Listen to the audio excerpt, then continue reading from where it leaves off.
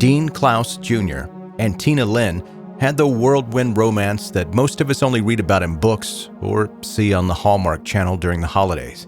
In 1978, New Smyrna Beach, Florida, Dean was 19 and Tina was 15 years old when they stepped into each other's lives and changed them forever. Less than a year later, the young couple rushed to the Volusia County Courthouse and officially tied the knot, becoming Mr. and Mrs. Clouse.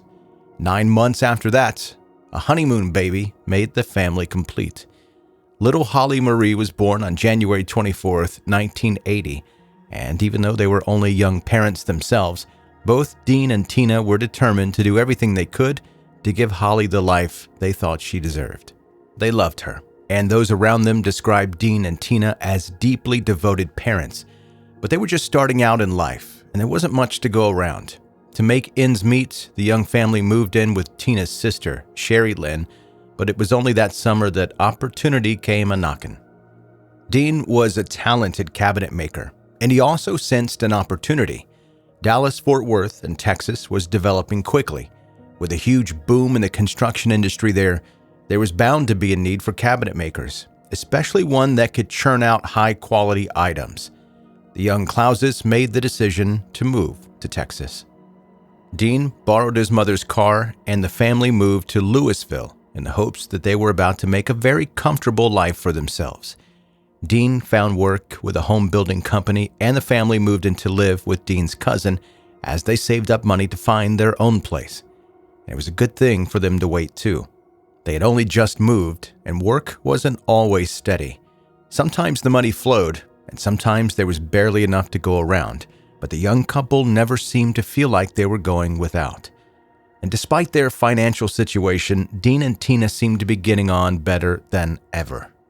That was one of the reasons why their families were so shocked and confused when they suddenly disappeared around October of that year, only a few short months after moving to Texas. After months of trying to reach them, Dean's mother reported them as missing, only to get a lackluster response from law enforcement. The police argued that Dean and Tina were young adults, and if they'd cut off ties with their families back home, it was probably because they wanted to. Time dragged on, and still there was no word from either of them. In a desperate attempt to pick up any traces of their missing family members, both families continued to spread the news around their communities and even asked the Salvation Army to keep an eye out for them in their databases. All leads came to a dead end, and difficult, hard-hitting questions went unanswered for decades. Fast forward to the year 2020. Over 40 years later, things began to change. Forensic genealogists Misty Gillis and Allison Peacock were given the Herculean task of identifying the over 40,000 unidentified remains within the cold case system of the U.S., and with that came some startling discoveries. Within days of testing samples taken from John and Jane Doe, known within the department as Romeo and Juliet, Misty and Allison found themselves on a whirlwind journey of their own. The young couple had been found in northern Harris County, Texas, back on January 12, 1981. It looked like the two had been the victims of foul play out in the secluded, marshy woodland, and even the discovery of the remains had been the result of a truly gruesome turn of events. A man out walking his dog that winter in 1981 let his dog off the leash, and the dog darted into the forest. But when he came back, it was carrying the decomposing remains of a human arm.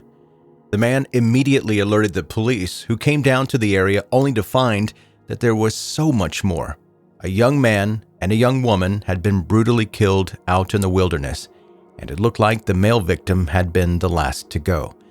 From the evidence that was left at the scene, investigators were able to piece together that the woman had been strangled to death. The man had been bound, gagged, and beaten until he died too. He'd probably been beaten because he'd been trying to protect and save the woman. Both victims had died at the scene, and their remains had been left to slowly decompose only a few feet away from each other. An autopsy revealed that they had probably been killed somewhere between a week to a few months before they had been discovered. Attempts to identify the couple, including through facial reconstructions, came back empty-handed, and it was only 40 years later that the truth was finally revealed. Dean and Tina Clouse had died in the forests of Harris County back in 1980, and they had been too new to the community for anyone to know them or even notice that they were gone. They were buried as John and Jane Doe in Harris County Cemetery. It was only when DNA testing of their remains came back with some hits decades later that the fate of this young couple came closer to the light. Dean Clouse's DNA was a close match to several others within the forensic databases in Kentucky. Following the family tree, Misty Gillis and Allison Peacock then made a call to Debbie Brooks and asked if she had any family members go missing back in the 80s. It turned out that Debbie Brooks was Dean's sister. After 40 years and only 10 days of DNA investigation, Romeo had been identified as Dean Clouse, and it was very shortly after that Juliet was found to be his wife Tina. Their families came out to Harris County both to visit Dean and Tina's grave and to see the place where they had been murdered. It was only then that Dean's mother gave up hope that her son was still alive. Now, with their victims finally identified, a new investigation was opened with the hopes of finally catching Dean and Tina's killers. But the detectives quickly hit a snag. Still riding the high of providing a family who had gone with nothing for over 40 years with answers, Allison Peacock found herself stumped when Debbie Brooks asked if anyone had found the baby. "What baby?" Allison asked back. It was only then that the authorities found out about Holly, and with that came a fresh batch of startling and chilling questions. Whoever had killed her parents killed Holly as well? Had her body maybe been snatched away and eaten by wildlife in the forest? Has she been kidnapped and trafficked and lived a life of misery and exploitation for the last 40 years? A widespread effort and search was put into place to find Holly.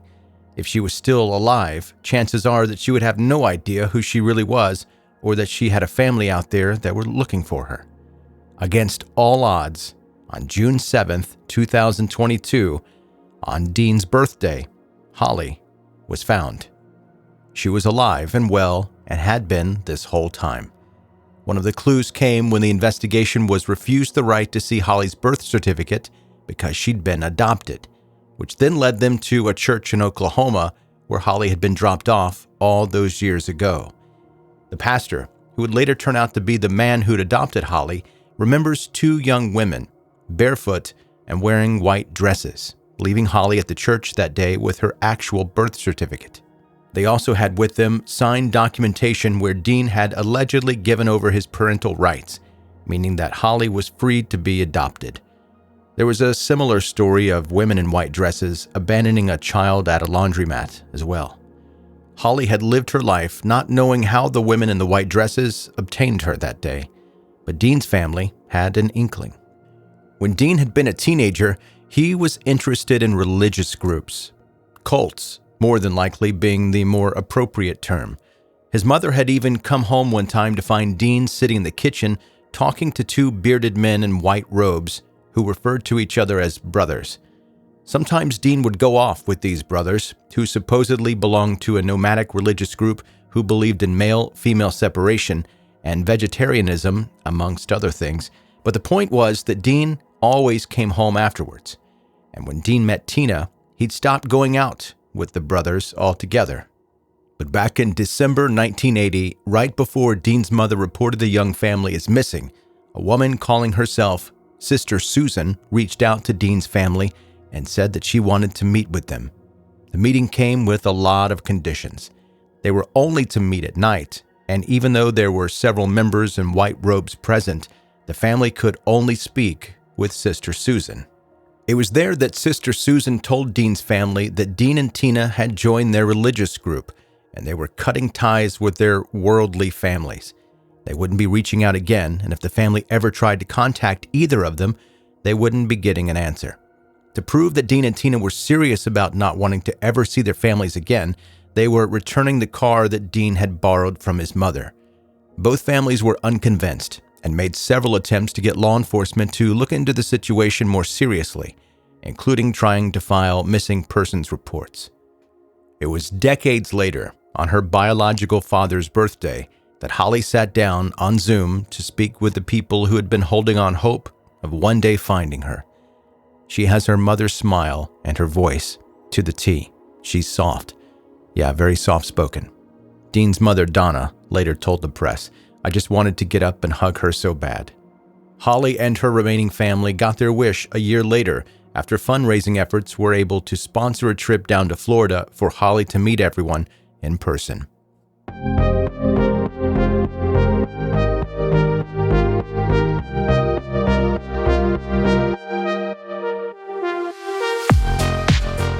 That's 10-Minute Murder for today. Brief and bingeable true crime. My name is Joe. I'm the host. And thank you so much for taking the time to listen to 10-Minute Murder. If you're a brand new listener, wherever you're listening right now, hit the subscribe button. That's going to more easily help you catch up on all the back episodes and help you find the podcast in the future. You can check the episode notes here, find the places where you can locate the podcast on social media. Also send me an email, joe@10minutemurder.com. And I've gotten a couple of emails recently basically asking the same question. And it's not exactly a normal question, so it makes me think they're probably from the same person on a couple of different accounts, which is cool. Might mean that they don't want their identity to be mentioned here, so I'm not going to say it. But they asked, if they happen to see me out in public somewhere, is it cool to come up to me and say hello? Now, like I said, it's not really a normal question because my instinct is like, yeah, of course, come say hi. However, because of the subject matter of this podcast, that might make me a little nervous. I talk about murders here, and who knows who I've pissed off in the process of doing that. So I'll say yes, but with this caveat. Approach me like you would a stray animal. Very slowly and low key. I might get skittish and run off into the woods if you come in hot. If I did a podcast talking about nearly anything else, it would be cool. But no offense to any weirdos listening. There are some weirdos out there. You just never know who's approaching you. So that's going to do it. That's your episode for today. Thank you for listening to 10-Minute Murder. And maybe have like a snack or something. A cup of coffee. That'd be great.